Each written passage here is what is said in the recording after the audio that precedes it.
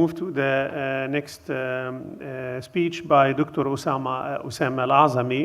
Dr. Usama is a lecturer in Islamic Studies at the Markfield Institute of Higher Education in the UK. So he's not very far from the discussions on Brexit at the moment that Dr. Della Costa spoke about. He has did his BE in Arabic and Islamic Studies at Oxford University, and then his MA and PhD at Princeton University. Besides also his formal academic studies, he did also seminarial studies different places around the world. Also, he is a frequent commentator on public affairs when it relates to Muslims in different outlets like Middle East Eye, HuffPost, and others. And Dr. Al-Azami is currently working on a book project exploring political engagements and discourses of ulama who opposed democracy and supported autocracy after the Arab revolutions. Dr. Al-Azami will speak to us about global Islamic ethics in an age of neoliberal inequality. The floor is yours. Please. Thank you very much, Dr. Muhammad Ghali. Bismillah ar-Rahman ar-Rahim. Thank you to CILE. The most merciful. نريد أن نشكركم جزيلا. Sore throat. I hope that my voice is clear. I was going to say when you mentioned Brexit that please don't ask me about Brexit, but as I sort of reflected briefly on the point, the question of neoliberal inequality and Brexit is quite closely tied together. And so in a sense, these sorts of issues are inescapable. I wanted to begin by thinking about the question of neoliberal inequality. I will try my best not to read from my paper, but I've got three economists on the screen. They will be familiar to a good number of you. That's Thomas Piketty, Paul Krugman, Joseph Stiglitz.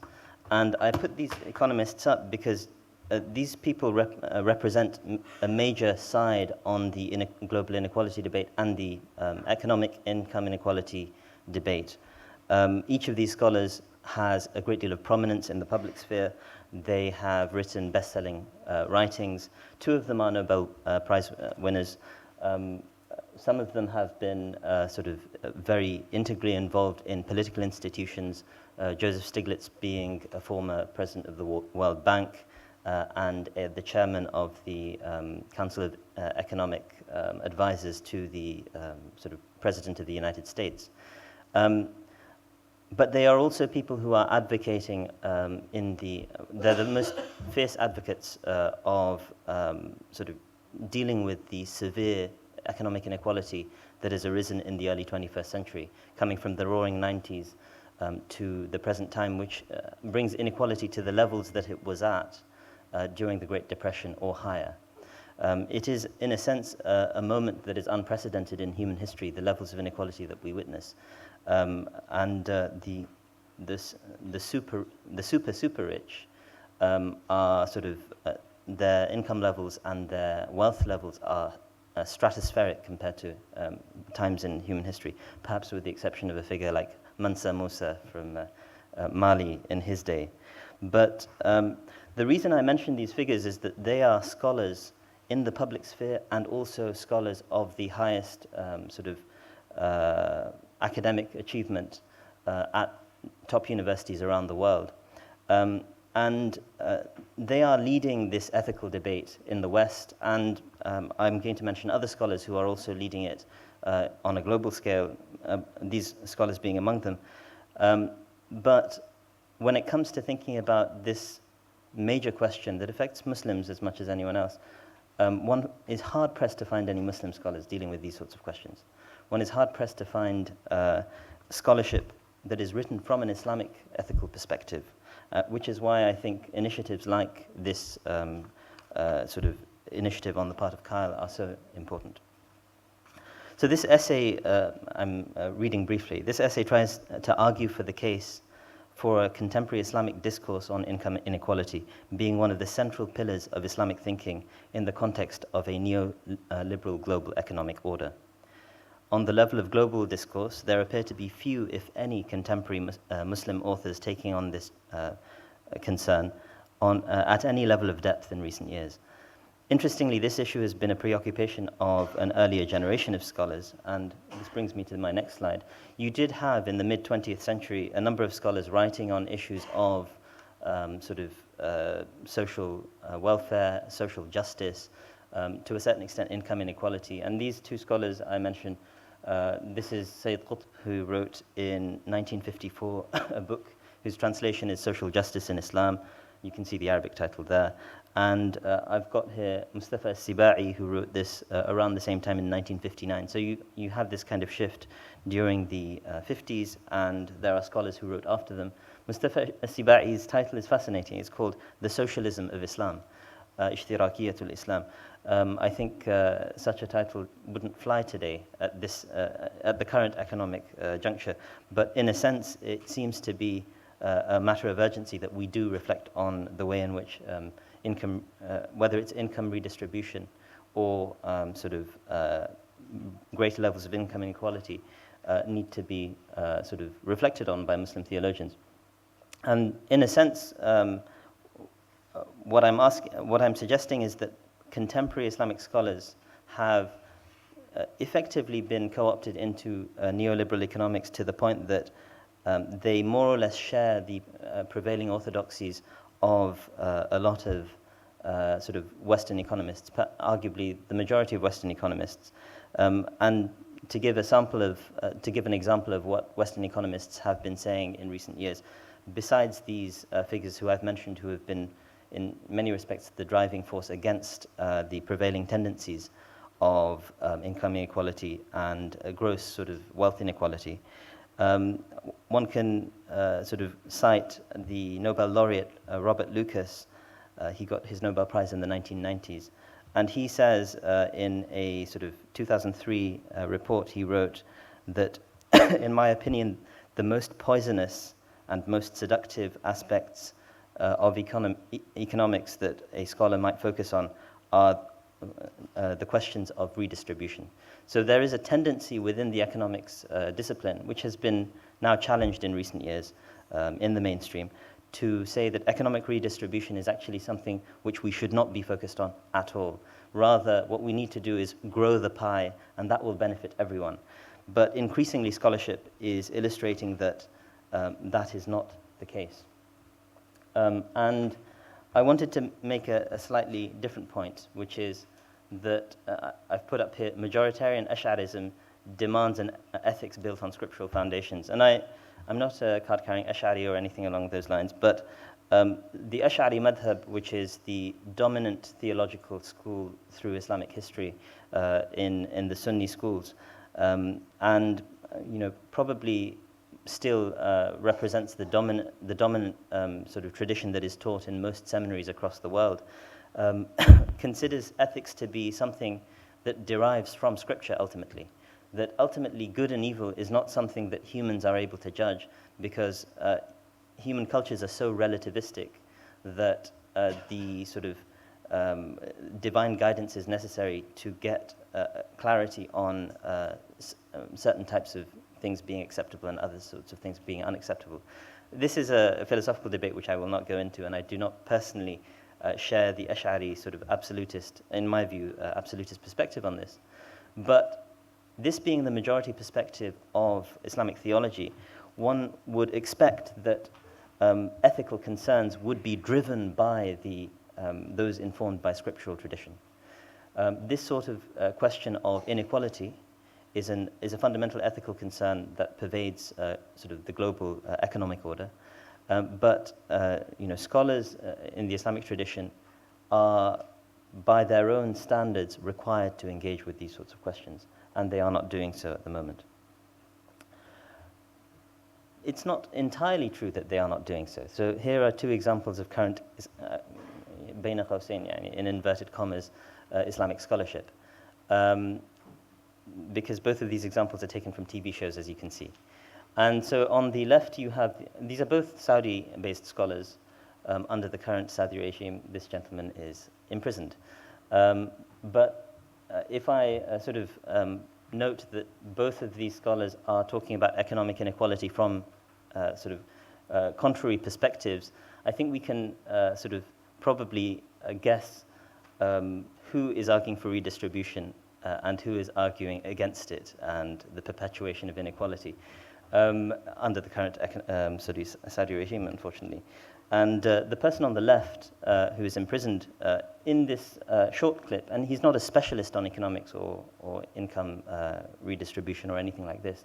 He's a scholar of fiqh and hadith, so a scholar of Islamic jurisprudence and a scholar of hadith. But he is invited on this show called Deen wa Dinar, Religion and the Dinar on CNBC Arabic, to talk about sort of the adalat al-tawzi' or distributive justice in Islam. And he's saying that actually Islam's fundamental principle in this respect is the verse كي لا يكون دولة بين الأغنياء منكم, the verse that concludes, verse 59:7 in the Quran, that there should there should be a certain degree of equitable distribution so that كي لا يكون دولة بين الأغنياء منكم, so that the wealth is not simply circulating among the rich in your societies. So he is describing this as a fundamental central pillar. This figure on the left, who's being presented on Saudi TV, so this is CNBC Arabic, which is based in the UAE a few years ago now. This person is on Saudi TV a couple of years ago as well. So he's presenting a show that is arguing for a religious sort of understanding of economics. He's actually not a religious scholar, he's an economist. He's one of the Crown Prince's economic advisors.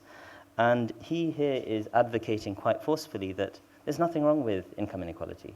This is perfectly natural. In fact, it's unnatural to have wealth to be sort of more equal in society, because then how are you supposed to support the poor and give in charity and all of these sorts of things? Very sort of strange arguments, but it's being presented as religiously grounded. He's quoting from the Quran and from the Hadith to try and justify these sorts of things. As I note in my paper, in a sense, this is putting, Marx described religion as the opiate of the masses. This is kind of a Marxist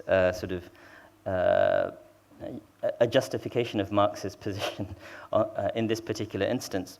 But of course, this is not representative of what most scholars think, thankfully. Even if most scholars aren't, even someone like Salih al-Munajjid, who is making very helpful comments overall, his arguments are not systematic, rigorous, and crucially, I think these aren't they're not well-researched scholarship that has been published and peer-reviewed and the basis for extensive arguments at university level, but also in the public sphere. In the 5 minutes that I have left, I'm supposed to come up with solutions of some kind, I think. There are a couple of scholars who have been writing in English recently, and this is one of these scholars have just recently written another book in the last couple of months called The Inner Level. I haven't read that yet, but The Spirit Level was kind of a revelation when it was published, and these scholars, Pickett and Wilkinson, are arguing that greater inequality leads to less happier lives, and this is all, they're epidemiologists. This is scientifically and statistically documented. Even though it is a study of advanced economies. So the main conclusions are about advanced economies, but some of this can be extended beyond that. Greater inequality leads to shorter lives, less happier lives, poorer health, less free time, less trust in others in one society, greater violence in society as well. And then that consumerism, which is, our economic system is predicated upon it, isolation, alienation, social estrangement, depression, and anxiety follow from inequality. I mean, it's such a rich text, and as I read this work, I thought, this is simply a commentary on that verse that the wealth should not circulate among the richest among you. But there is such richness in what's pointed out here. Just on the point of consumerism, the fact that there are the super rich and they're flaunted in society, and there is this culture of conspicuous consumption, it pressures other people into trying to keep up with the Joneses, so to speak, trying to always, because, and they sort of, again, back this up with fascinating studies, the fact that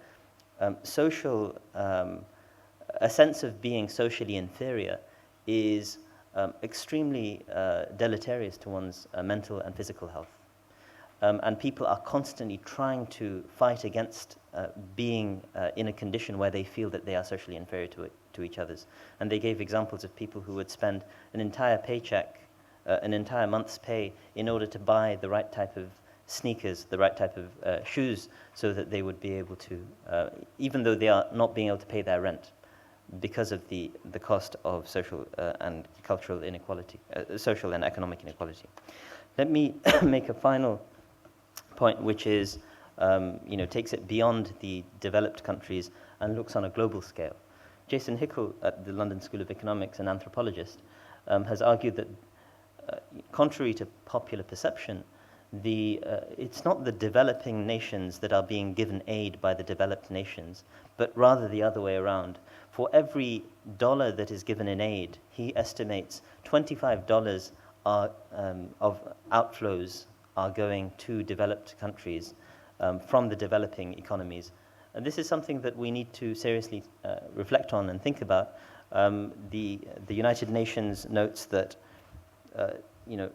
income distribution between sort of the difference in income levels between rich and poor countries has actually increased from 3 to 1 in 1820 to 35 to 1 in 1913 to 72 to 1 in 1992.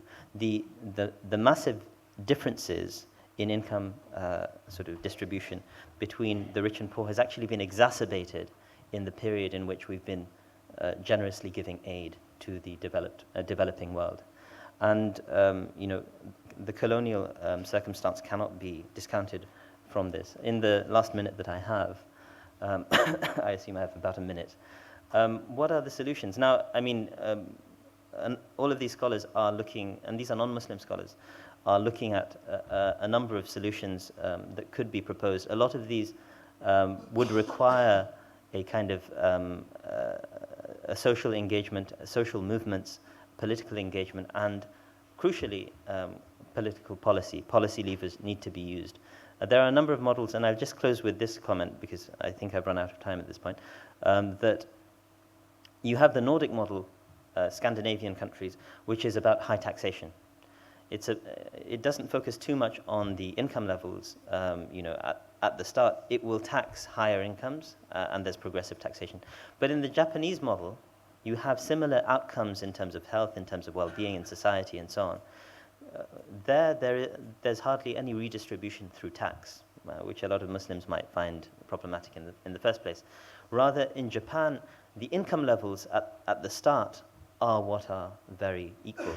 And so I'll conclude with that reflection. I think there's a lot more work to be done.